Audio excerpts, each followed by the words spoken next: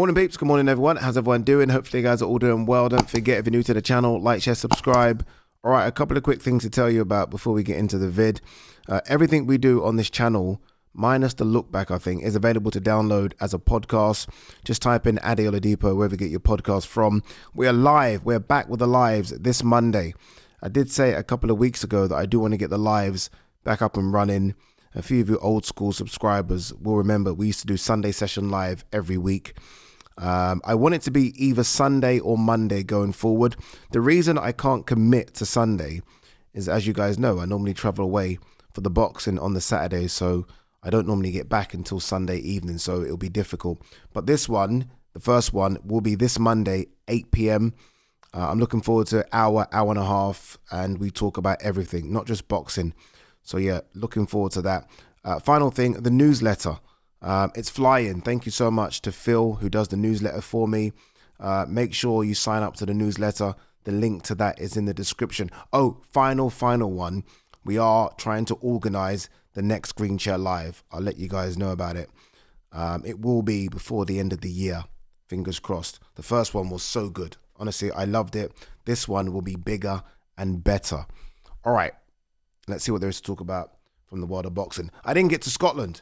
You guys, I don't know if you guys watched the boxing yesterday and thought, where is Ade? Nightmare. Honestly, nightmare. This Storm Amy fucking thing just ruined me. So I woke up in the morning. I was going to get a plane there. I woke up in the morning, plane cancelled. I thought, no problem. I will get a train. Train is about 5 hours. But I thought, fuck it, I need to get up there. Went to Euston Station. For those of you who don't know where Euston Station is, it's a station in London. Got there for a 9:30 train, cancelled. 9:37 train, cancelled. 10:30 train, cancelled. Couldn't get up there. There was even considering me getting a car up there, which is a near 7-hour drive. But in the end, it just wasn't possible. So I missed it. So I haven't actually even watched the boxing. I know the results. I know Nathaniel Collins got a draw. I know Willie Hutchinson looked really good. Willie Hutchinson's a really good fighter, you know. I didn't know too much about Willie Hutchinson prior to the Craig Richards win, because I was like, oh, Craig's easy going to win this fight, and I was so wrong. And I could tell I was so wrong after a couple of rounds. And then, I mean, I think he looked really good against Joshua Buatsi as well. So it'd be interesting to see sort of who they maneuver him with next, because I think he's a bit of a problem, Willie Hutchinson. If he's dedicated, he's a problem. If he's not dedicated, then he's still a problem, just not as big a problem. You know, I was thinking about, I tweeted this the other day. I tweeted that boxing is a young man's game. And then I tweeted the Ring Magazine top 5 pound for pound rankings. And although I say it's a young man's game, because that's a phrase we always hear being thrown about, right? Boxing's a young man's game. And it is. But you look at the top 5 pound for pound rankings. Number 1, Terence Crawford, this is what the Ring had, 38. Usyk, number 2, 38. Inoue, number 3, 32. Bivol, number 4, 34, going to be 35 very soon. And Artur Beterbiev, 40. That's their top 5 pound for pound rankings. And I was like, although it's a young man's game, are these 5, and Inoue obviously slightly younger than the others, but are these 5 a bit of an outlier because they're just so good? Is it a case of the young fighters that we expected to come through not coming through? Or is it just a case of sort of science has caught up and you now as an athlete can go on and on and on, right? And I think there's a bit of a mix of both. I guess when you're looking at Crawford, I guess Beterbiev and Usyk, they're not actually that busy, even Bivol to an extent. They're not that busy. So maybe they've been able to save themselves because they're not fighting 3 times a year like Inoue is, for example. But I did expect other fighters to come through by now. Like I expected Shakur Stevenson. If you asked me 3 years ago, I'd have said Shakur is the pound for pound top 5 by now. I probably would have chucked Devon in there as well, Teofimo Lopez. Jesse Bam Rodriguez, I think in that list is number 6, so he's definitely coming through. And look, there are some good young fighters coming through, but it is, I think, a bit, I don't know if it's concerning or just that they're so good that the average age of that top 5 pound for pound is probably, what's that, 38, 32, 40, what's that, 35, 36? Interesting, right? Interesting. All right, let's talk Dave Allen. I love me some Dave Allen. I think he's very, he's very relatable, isn't he? Dave Allen. He's almost this guy that he carries this persona that he sits down with a beer, puts his gloves on and say, let's have it, which isn't the case, but he's kind of got that about him. This kind of man that looks like he doesn't train but can fuck you up. He's training now. He looks like he's in the best shape of his life, or at least in the last 5-6 years anyway. Like, he's always had this kind of just big belly and just looks like he's not taking it seriously. I think he's now taking it very seriously. I really do. And he has to, because the man in front of him is quite dangerous. Like, Arslanbek Makhmudov isn't what we thought he was, but he's still very good. He's better than Johnny Fisher. You know, he's probably a top 20 heavyweight. And that's where Dave Allen sits as well. So this is a very even matchup. Some might actually have Makhmudov as a favourite. I think us Brits will probably have Dave Allen as a favourite because that's what we do, right? But I think internationally, I think people maybe have Makhmudov as a favourite. I'm hearing 8,000 or thereabouts to be at the Sheffield Arena. So people are really getting behind Dave Allen. It was an incredible performance second time round against Johnny Fisher, especially when you consider how kind of sort of even that first fight was. For him to kind of do that in the second fight, like, okay, cool, let's run this back again and I'll show you. And the way he kind of showed Johnny Fisher. So I think there's a lot left with Dave Allen. Whereas prior, it's weird how it works, because prior to the first fight with Johnny Fisher, I was like, there's nothing left.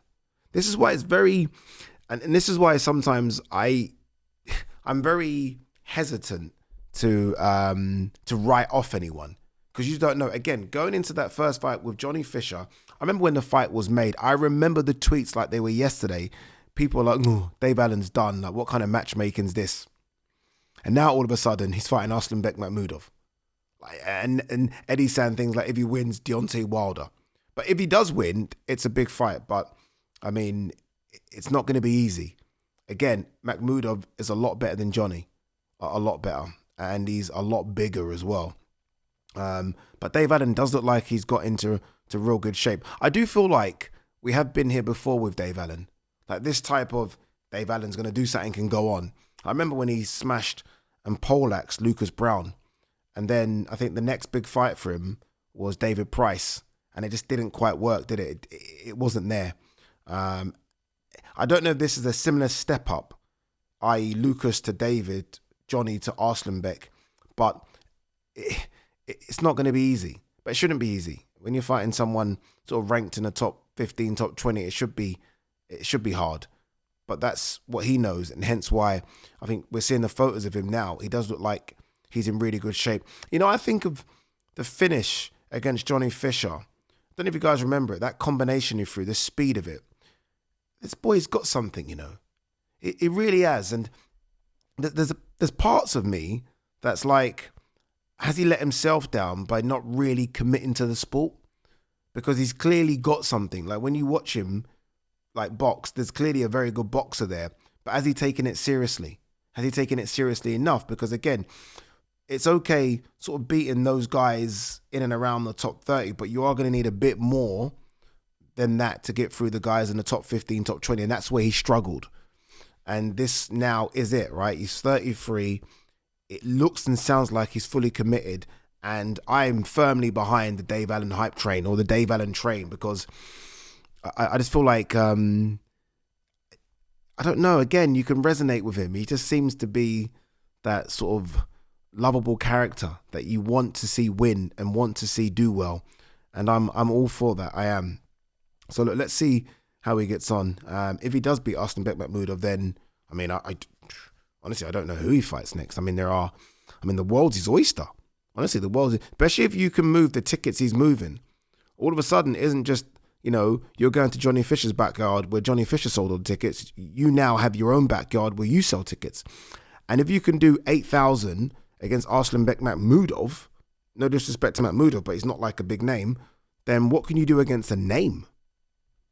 I mean, what can you do against a name? And there are so many names out there, so many. So look, good luck to him. I can't wait for that. I love when you go to these events, and it is a great atmosphere, and it will be a great atmosphere. And I think it's a great main event as well.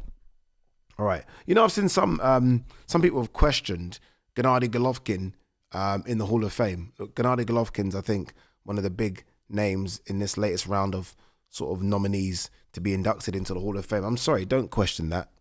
Don't question that. I hate when people do that. I can't stand people that didn't witness it and then they just see a bunch of names and like, oh, who did he beat? You know, like everyone does that, right? Like you go, everyone does that hindsight thing. Just watch him. Like, I was there to watch Gennady Golovkin. I'm telling you now, that guy was a killer.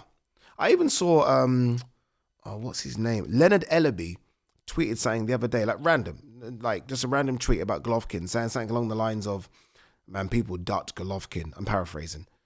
Golovkin was a killer. America even saw Golovkin late. I remember watching Golovkin over here. I say over here.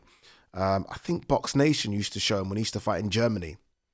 So America is funny because a lot of people say like Canelo Golovkin 1 was peak versus peak. No, it wasn't. Golovkin was already on the slide compared to the Golovkin that I saw, who was just starching people. I'm sorry.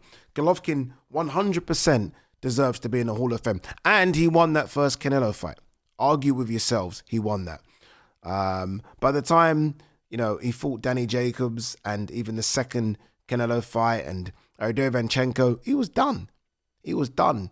But early Golovkin, mate, early Golovkin, could be the best middleweight we've ever seen. Early Golovkin. He's definitely in the top 5.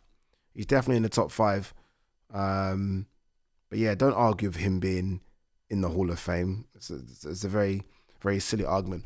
Pitbull Cruz and Lamont Roach Jr. put it all on the line December 6th. Good fight.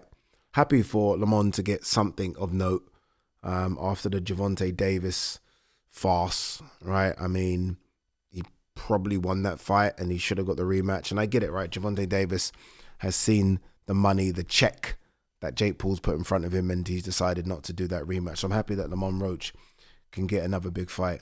And look, he's in a division where there are so many big names that he could fight, providing that he looks good. It's a good opportunity for him. Justice Hooney to return on undercard of Jai Opetaia's next fight. Yeah, this is a rematch of what was an incredible fight he had. I like Justice Hooney. I think Justice Hooney needs to believe in Justice Hooney a bit more.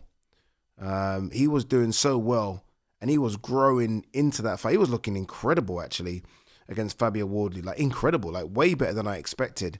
And then he got chinned and he almost said something about, yeah, that's my Achilles heel. I can't remember exactly what he said, but it's almost as though he was expecting to get chinned.